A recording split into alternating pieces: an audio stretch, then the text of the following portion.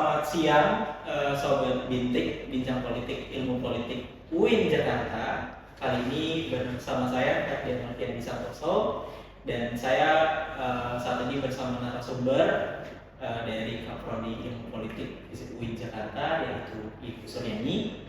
Dan kali ini kita akan membahas sebuah isu yang sangat up to date, teman-teman, yang sangat betul-betul membuat masyarakat sedikit ada dinamika di situ, yaitu terkait dengan kenaikan nilai tukar rupiah terhadap dolar. Oke, Ibu, ini kan saat ini nilai tukar rupiah terhadap dolar ada di posisi paling rendah ya. Nah, bagaimana sih Bu ini kebijakan-kebijakan prioritas dari pemerintahan Prabowo dan Gibran berkontribusi terhadap pelemahan rupiah dan kenaikan kurs dolar pada saat ini? Oke. Bicara tentang kurs rupiah berhadapan dengan dolar memang itu persoalannya pelik ya. Karena ini terkait dengan banyak sekali kebijakan, tidak hanya terkait dengan kebijakan politik, tapi ada juga kebijakan fiskal di situ, kebijakan prioritas pemerintah apakah mempengaruhi atau tidak.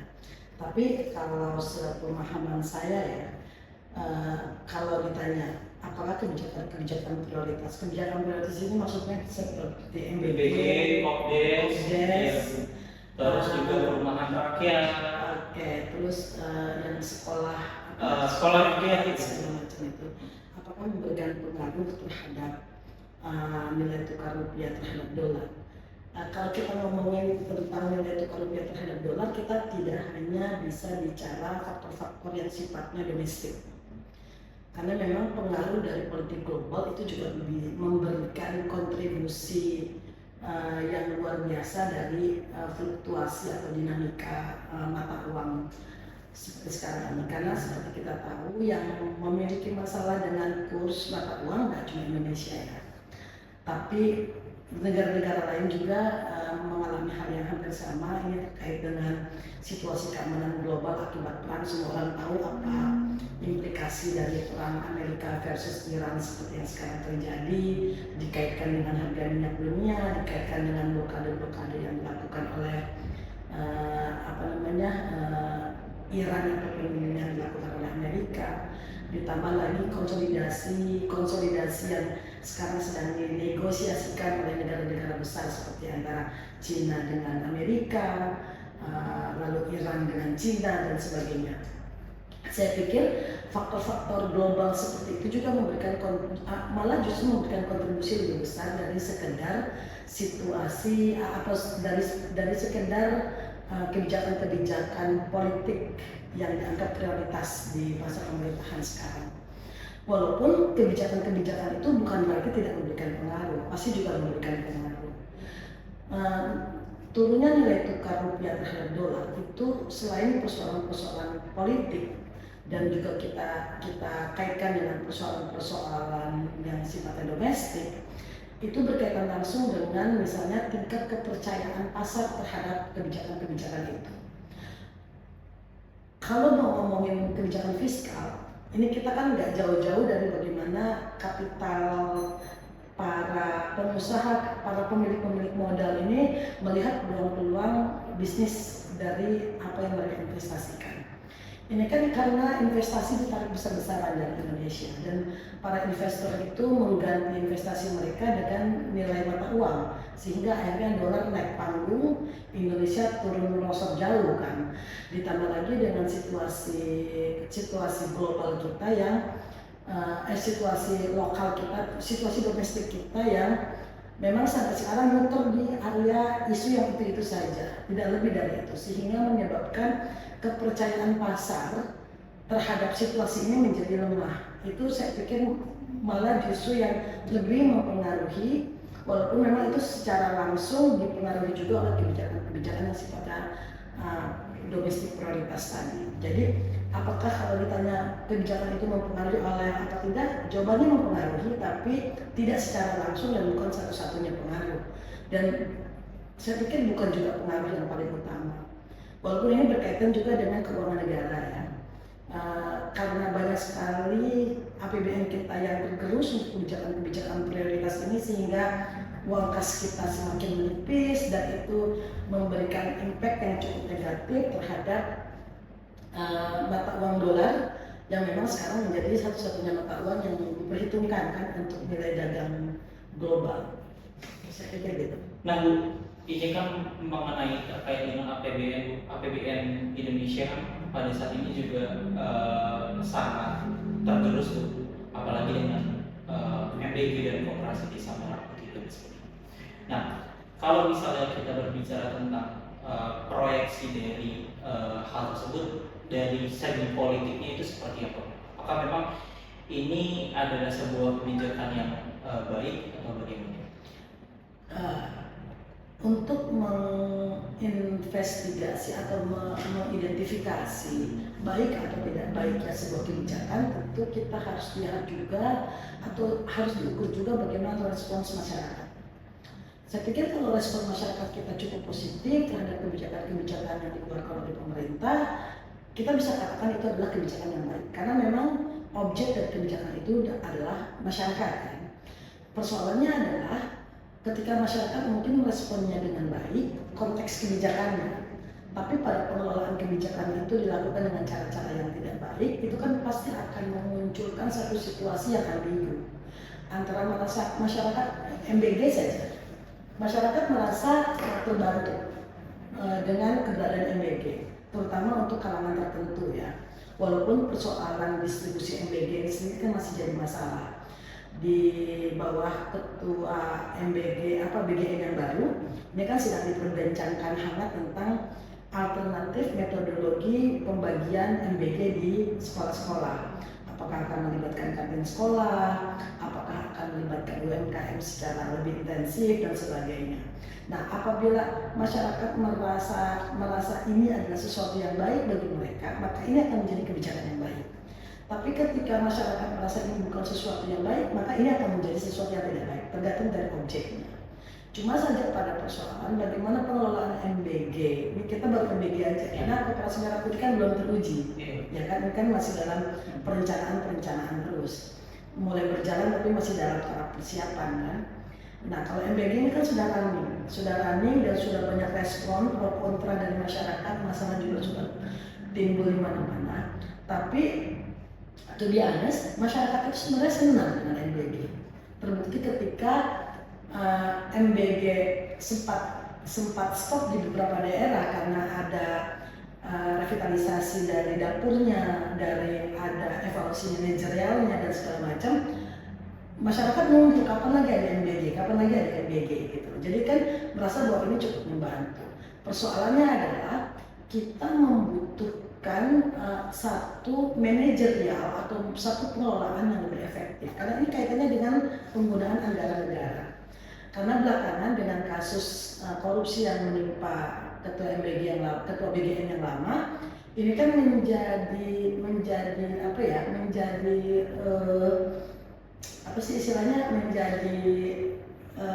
fokus tersendiri dari masyarakat. Bahwa ternyata uang kita ini kebijakan yang masih umur jagung misalnya, baru sekitar 1 tahun dan kebijakan ini berjalan, ini sudah begitu banyak keuangan negara yang dirugikan. Nah, bagaimana kalau kebijakan ini dijalankan terus tanpa adanya evaluasi tentang pengelolaan dan manajerial internal di dalam BGN itu sendiri. Saya pikir yang sekarang perlu ditumbuhkan bukan lagi yang perlu diperbincangkan, bukan lagi pertanyaan apakah ini kebijakan yang baik atau tidak baik. Karena to be honest kita semua tahu ini kebijakan nggak bakalan di stop. Ini kan janji politiknya SBY, janji politiknya Prabowo kan. Ini seperti hutang yang harus dibayar lunas. Hanya ibarat kita punya hutang, bagaimana cara kita membayarnya itu kan tergantung sebenarnya pada pengelolaan keuangan kita secara pribadi. Nah, seharusnya itu yang jadi pertimbangan. Nggak serta-merta semua anggaran-anggaran strategis itu dialihkan untuk kepentingan MBG dan ternyata dikorupsi. Nah, kepercayaan publik ini yang kita khawatirkan bisa hilang. Karena kepercayaan publik juga menjadi salah satu faktor dari ditarik atau tidak ditariknya investasi asing dari Indonesia. Kenapa? Karena kepercayaan publik ini akan berimplikasi atau akan berdampak pada situasi keamanan yang sifatnya nasional, bukan hanya lokal tapi nasional. Kalau kepercayaan publik terhadap pemerintah sudah tidak ada dari carut marutnya sebuah kebijakan, ini akan dikhawatirkan mempengaruhi pasar yang lebih luas sifatnya. Nah Bu, ngomongin soal anggaran dan rupiah, ini kan ada beberapa hari terakhir ada sebuah pernyataan yang cukup kontroversial dari Prabowo Subianto yang mengatakan bahwa nilai tukar dolar ini tidak berpengaruh ke masyarakat desa dan mereka tidak menggunakan dolar.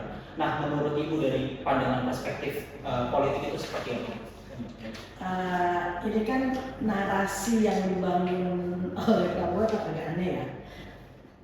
Prabowo itu seperti nggak pernah membaca situasi real masyarakat kita seperti apa, bahwa efek domino dari kenaikan dolar itu ataupun pelemahan rupiah itu menimbulkan efek domino yang cukup besar.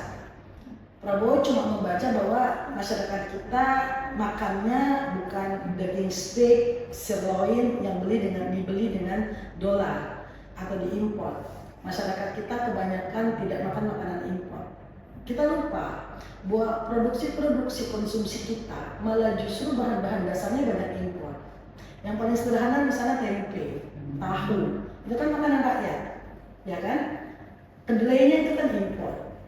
Belum lagi masyarakat kita kan konsumen terigu yang luar biasa besar. Sementara terigu kita aja gandumnya impor gitu. Alih-alih seharusnya secara empati mencari solusi dari persoalan ini, misalnya mencari strategi bagaimana cara menguatkan pangan lokal misalnya, atau meningkatkan nilai ekspor UMKM misalnya. Alih-alih misalnya bagaimana kekuatan pangan masyarakat itu lebih digenjot misalnya untuk kebutuhan dasar. Tapi malah sibuk dengan hal-hal yang sifatnya jangka panjang, seperti ngapain juga masyarakat rakyat kita ini lagi butuh makan yang murah, yang tidak terimbas dari kenaikan dolar, tapi malah buka kebun sawit baru misalnya.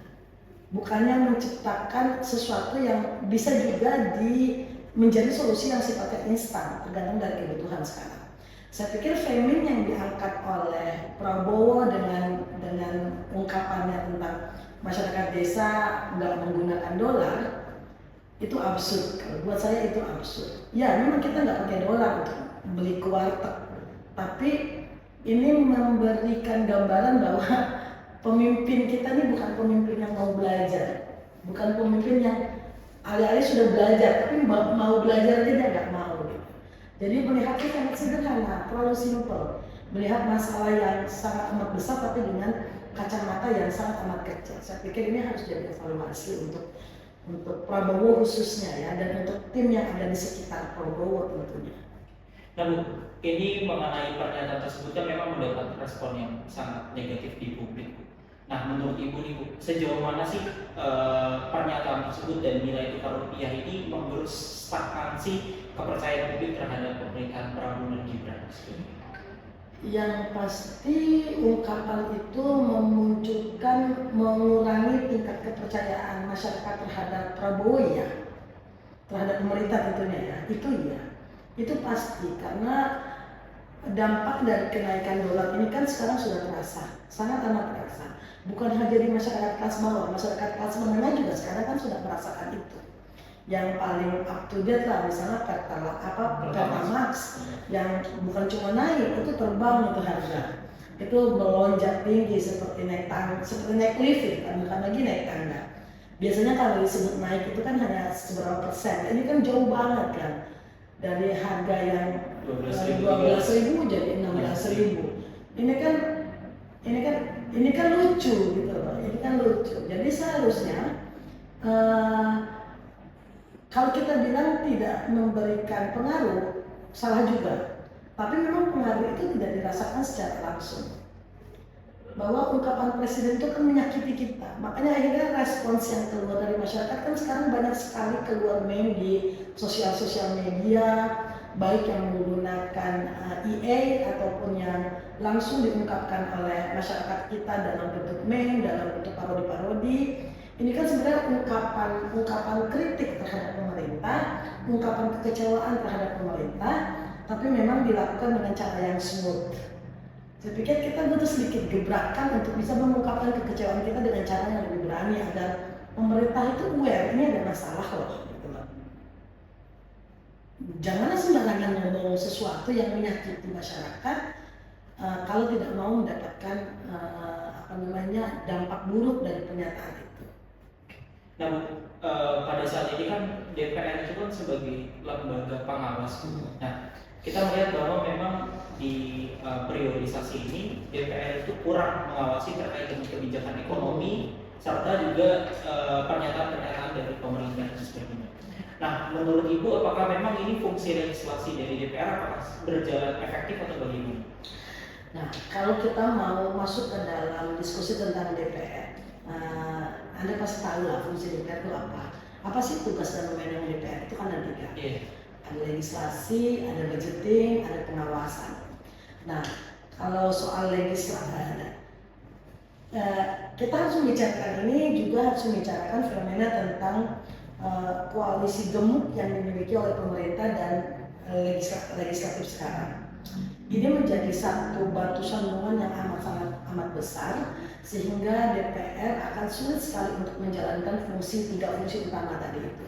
Baik itu legislasi, baik itu budgeting, ataupun baik itu pengawasan. Kenapa? Karena ini kan jadi seperti jeruk makan jeruk nanti.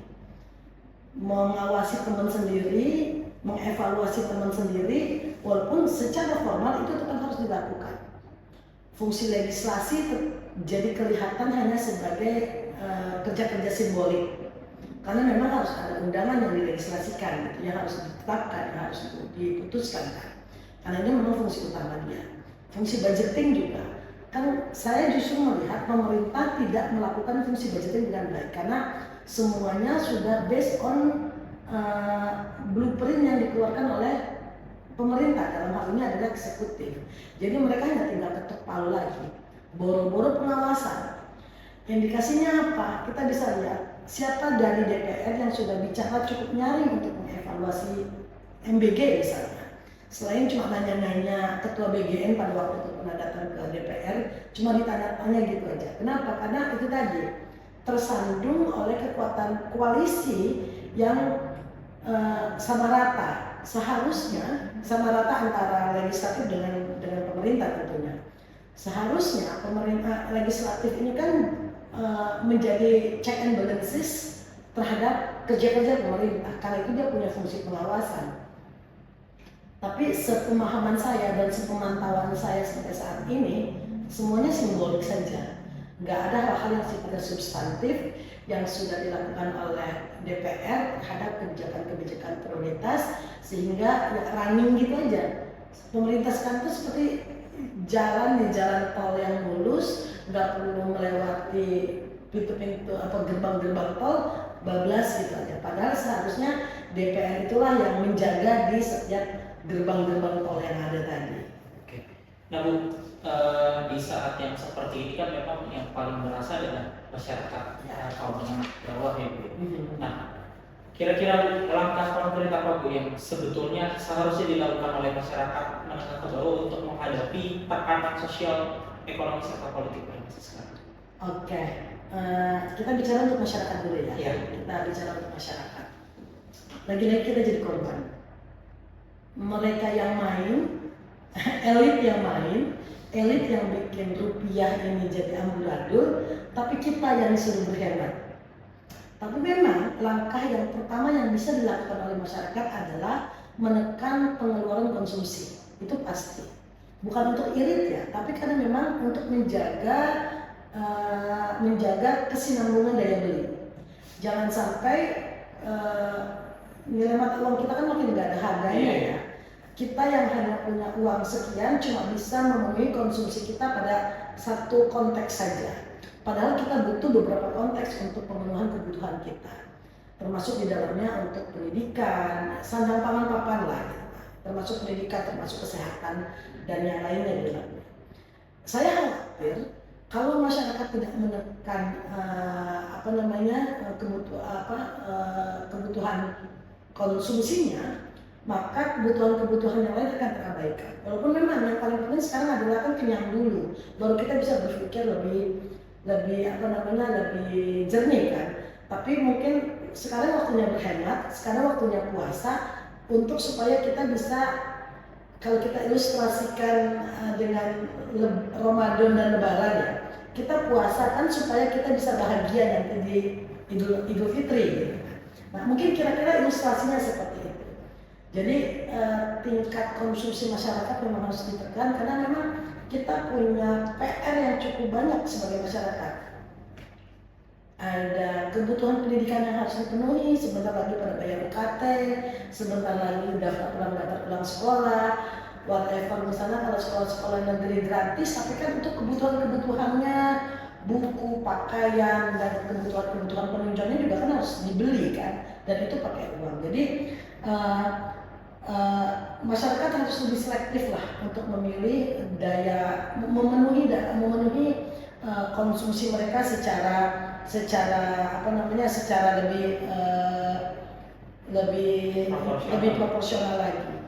Ditambah lagi sudah waktunya masyarakat terutama di kelas menengah ke atas untuk mengalihkan objek konsumsi mereka dari yang tadi menggunakan dolar ke dalam rupiah. Dalam hal ini misalnya memanfaatkan semaksimal mungkin potensi-potensi produksi yang diciptakan atau diproduksi oleh UMKM di Indonesia. Saya pikir itu akan saling seperti simbiosis mutualisme ya antara pengusaha UMKM dan masyarakat yang nggak perlu lah kita sekarang ambil sesuatu produksi Amerika misalnya. Kalau kita bisa memproduksi sendiri, saya pikir itu langkah-langkah yang efektif. Ditambah lagi kita harus punya dana cadangan yang cukup untuk bisa bertahan hidup seminggu, 2 minggu, 3 minggu, 4 minggu. Jadi seperti saya bilang tadi, kebutuhan konsumsinya harus ditekan supaya kita punya saving, karena ini penting banget. Jangan sampai akhirnya kita nanti jadi beban negara juga. Negara akhirnya akan menambah hutangnya. Berhutang sekarang, menambah hutang sekarang kan enggak efektif, enggak strategis banget ya, karena dengan nilai dolar yang tinggi sekali kalau kita nambah hutang, ngebayangin bunganya berapa kali lipat yang harus kita bayar nanti. Oke, ini berbicara tentang masyarakat yang harus saving Mas Minggu. Menurut Ibu nih, proyeksi ke depan Ibu, apakah memang rupiah ini akan berpotensi menguat atau justru akan melemah melihat dari kebijakan-kebijakan pemerintah yang akan dilakukan? Oke, tadi di awal kan kita udah ngobrol apa saja sih sebenarnya yang memberikan pengaruh terhadap kenaikan dolar sekarang. Bukan hanya karena persoalan kepercayaan publik yang mulai melemah terhadap pemerintah akibat manuver-manuver politik Prabowo yang makin lucu sekarang ini. Karena kita udah terlalu stres ya, jadi masyarakat kita kan menganggapnya sebagai lucu-lucuan aja, ya kan, jadi dianggap lucu bukan dianggap menegangkan lagi. Tapi justru itu memberikan dampak yang negatif ya terhadap tingkat kepercayaan publik terhadap pemerintah. Tapi kan pengaruh kondisi global juga sangat amat besar di sini. Jadi kita tidak bisa memprediksi apakah akan secepatnya menguat rupiah atau malah justru akan melemah terus. Itu tergantung dari manuver positif apa yang akan dilakukan oleh pemerintah untuk menghadapi ini. Sebenarnya ada beberapa langkah strategis yang bisa dilakukan. Misalnya penguatan eksistensi BI yang selama ini kelihatan belum ada hal besar yang dilakukan oleh BI untuk menghadapi ini kan. Menteri Keuangan kayak kerja sendirian gitu loh, pusing sendirian. Kita lihat kan Pak Puri itu mukanya udah kusut banget, sementara Prabowo dan orang-orang di sekelilingnya masih bisa pesta-pesta misalnya. Saya nggak tahu tingkat keseriusan apa yang sudah ditempuh atau seberapa besar keseriusan yang sudah ditempuh oleh pemerintah untuk bisa membuat rupiah stabil lagi. Tapi kalau mau melihat potensi akan menguat atau tidak, saya tetap optimis ini akan juga menguat karena kita kan punya semboyan, ini kita orang Indonesia ya, selalu optimis menghadapi semua masalah. Dari setiap lorong pasti akan ada cahaya di ujungnya, karena nggak seluruh malam itu kan pasti akan berganti pagi. Tapi kalau kita tidur terus ya kita akan jadi malam terus kan gitu. Walaupun pagi datang tetap aja kita nggak akan bisa menikmati pagi itu kalau kita tetap tidur. Jadi maksudnya adalah moving dari pemerintah itu harus cepat. Jangan sampai akhirnya sekarang kita sudah tidak lebih baik dari Kamboja, kita sudah tidak lebih baik dari negara-negara Asia Tenggara yang lain, bahkan mungkin jangan-jangan kita memang yang terburuk sekarang, mata uang kita yang terburuk. Kalau kita tidak segera melakukan sesuatu, jangan sampai kita terpuruk lagi menjadi negara dunia ketiga seperti yang dibayangkan sebagai negara yang terbelakang misalnya. Saya pikir harus ada langkah-langkah yang efektif ya. Ditambah lagi walaupun kita tidak bisa mengendalikan situasi global, keamanan dunia yang sekarang sedang lagi panas-panasnya, tapi paling nggak kita bisa memperbaiki hal-hal yang sifatnya domestik lah, sambil menunggu respon dari pasar global. Oke Bu, ini saat ini kita masuk ke segmen terakhir Bu. Ini kira-kira ada nggak pesan yang ingin Ibu sampaikan kepada pemerintah, terutama ke Presiden Prabowo dan Gibran terkait dengan kebijakan dan pelemahan rupiah yang ada saat ini? Oke. Satu hal, karena saya adalah dosen ilmu politik ya, yang sekarang paling terasa menekan kita adalah ruang kita untuk berpartisipasi sebagai manusia, sebagai masyarakat, sebagai anggota dari komunitas politik ini seperti terisolasi dengan segala macam teror, undang-undang, perundangan atau regulasi yang dikeluarkan yang membatasi ruang gerak, ruang partisipasi publik terhadap kinerja pemerintah. Saya pikir kalau keran itu dibuka, para intelektual, para scholars yang luar biasa banyak di Indonesia dan punya ahli-ahli ekonomi yang sangat amat brilian, itu kan banyak di kita, diberikan ruang untuk bisa mendiskusikan dan mencari solusi dari persoalan yang sekarang kita hadapi ini. Saya pikir itu akan jauh lebih baik daripada pemerintah menutup diri dan mengatakan bahwa semua ini sedang baik-baik saja. Framing yang diangkatkan begitu sekarang. Walaupun ini penting untuk menghibur masyarakat, tapi masyarakat juga perlu di-warning bahwa kita sedang tidak baik-baik saja. Jadi mari kita lakukan sesuatu bersama-sama, saling membantu satu sama lain. Masyarakat membantu pemerintah, pemerintah membantu masyarakat supaya kita tidak semakin jatuh gitu. Jadi ruang publik itu pertama harus dibuka supaya partisipasi maksimal bisa diberikan oleh masyarakat. Yang kedua, kebijakan-kebijakan prioritas yang memang menggerus anggaran terlalu besar, saya pikir harus segera dievaluasi. Kalaupun bukan dievaluasi bukan dengan menghilangkan kebijakannya, tapi dievaluasi mekanisme implementasi dari kebijakan itu. Saya pikir itu penting. Bagaimana cara membuat misalnya MBG tetap jalan, tapi tidak menggerus anggaran segitu besar dan mencari alternatif supaya MBG ini tetap jalan, tapi ekonomi kita tetap stabil dan tidak mengganggu anggaran-anggaran pada bidang-bidang yang lain. Saya pikir itu dua hal yang memang langkah awal, itu baru langkah awal aja yang bisa kita lakukan. Ditambah lagi pemerintah harus sekuat-kuatnya menggenjot daya ekspor kita. Ini lagi bagus nih. Kalau sektor manufaktur ya kan selama ini kita percayai menjadi daya jual kita yang tinggi juga kan sekarang sedang jatuh. Kalau itu cepat diatasi dan sektor-sektor lain yang memiliki nilai impor yang tinggi itu cepat diatasi, saya pikir itu akan bisa lebih menolong situasi sekarang dan lebih mengangkat cash flow masyarakat lah, terutama di perusahaan UMKM supaya bisa lebih moving, lebih update. Kalau nggak ditolong sama pemerintah kan mereka juga nggak bisa bergerak. Nah Bu, ya, ini satu lagi Bu, terakhir. Ibu ini kan sebagai Kaprodi Ilmu Politik, kira-kira ada pesan khusus buat mahasiswa nggak di masa sekarang itu seperti apa? Terutama mahasiswa Ilmu Politik di Jakarta. Oke, tetap kritis. Bukan tetap, harus kritis. Oke. Jadi Walaupun ini bukan sesuatu yang mudah, menjadi kritis di negara yang semi militeristik seperti Indonesia sekarang, ini memang bukan sesuatu yang mudah. Tapi tetap tidak mudah kan berarti bukan tidak bisa. Saya pikir itu satu langkah. Dan yang kedua, ini waktunya mahasiswa ilmu politik itu tidak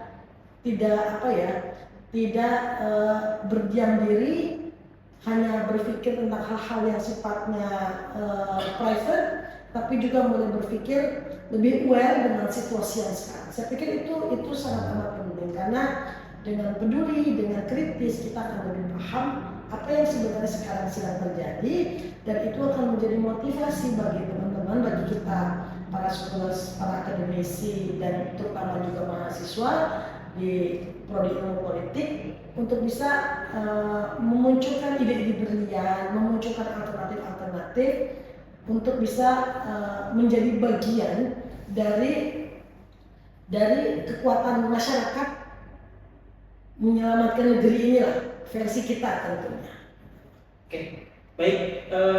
Terima kasih banyak Ibu Suryani atas waktunya. Mungkin kita akhiri sesi kita pada hari ini. Sangat banyak sekali insight yang bisa kita dapatkan. Terlalu banyak ngomong ya saya. Ini sangat seru, mungkin teman-teman wajib nonton sampai ini sampai habis. Nah, oke, baik teman-teman bincang politik, saya akhiri. Terima kasih banyak. Wassalamualaikum warahmatullahi wabarakatuh. Waalaikumsalam warahmatullahi wabarakatuh.